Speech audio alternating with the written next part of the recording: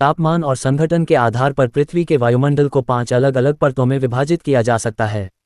पृथ्वी की सतह से शुरू होकर ऊपर की ओर बढ़ने वाली ये परतें हैं: क्षोभमंडल या ट्रोपोस्फियर, समतापमंडल या स्ट्रैटोस्फियर, मध्यमंडल या मेसोस्फियर, तापमंडल या थर्मोस्फियर और बहिर्मंडल या एक्सोस्फियर। आइए प्रत्येक परत को और अधिक विस्तार से देखें।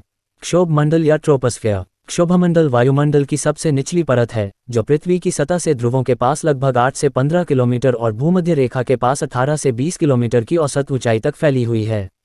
ये वह जगह है जहां मौसम की घटनाएं घटित होती हैं और इसमें वायुमंडल के कुल द्रव्यमान का लगभग 75% शामिल होता है। इस परत में तापमान बढ़ती ऊंचाई के साथ प्रति किलोमीटर 6.5 डिग्री सेल्सियस की औसत दर से घटता है।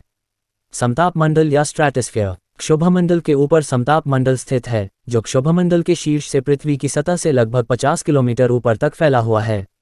समतापमंडल में ओजोन परत होती है, एक ऐसा क्षेत्र जहां ओजोन अणुओं की उच्च सांद्रता सूर्य के पराबैंगनी या अल्ट्रावायलेट विकिरण की एक महत्वपूर्ण मात्रा को अवशोषित और अवरुद्ध करती है।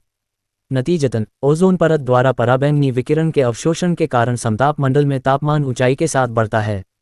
मध्यमंडल या मेसोस्फियर। समतापमंडल से परे मेसोस्फियर है, जो ऊंचाई में लगभग 50 से 85 किलोमीटर या 31 से 53 मील तक फैला हुआ है।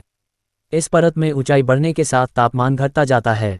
मेसोस्फियर अपने बेहद कम तापमान के लिए जाना जाता है, जो -90 डिग्री सेल्सियस या -130 डिग्री फ़ारेनहाइट तक कम होता है। ये वह परत भी है जहां उल्कापिंड पृथ्वी के वायुमंडल में प्रवेश करने पर जलते हैं, जिससे शूटिंग स्टार्स के रूप में जानी जाने वाली घटना का निर्माण होता है। थर्मोस्फियर या बाह्य वायुमंडल। थर्मोस्फियर मेसोस्फियर के ऊपर स्थित है और लगभग 85 किलोमीटर से वायुमंडल की बाहरी सीमा तक फैला हुआ है। उच्च ऊर्जा सौर विकिरण के अवशोषण के कारण इस परत में तापमान ऊंचाई के साथ बढ़ता है।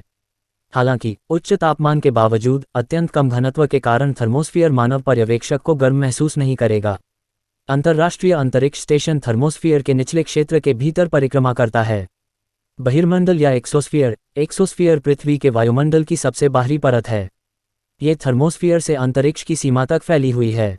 इस परत में वातावरण बेहद पतला हो जाता है और कुछ शेष गैस के अणु इतने दूर होते हैं कि वे शायद ही कभी टकराते हैं।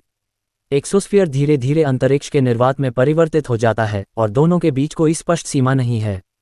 ये ध्यान रखना महत्वपूर्ण है कि इन परतों के बीच की सीमाएं निश्चित नहीं हैं और अक्षांश, मौसम और सौर गतिविधि जैसे कारकों के आधार पर भिन्न हो सकती हैं। बहरहाल, इन परतों को समझने से पृथ्वी के वातावरण का अध्ययन करने और समझने के लिए एक उपयोगी ढांचा उपलब्ध होता है।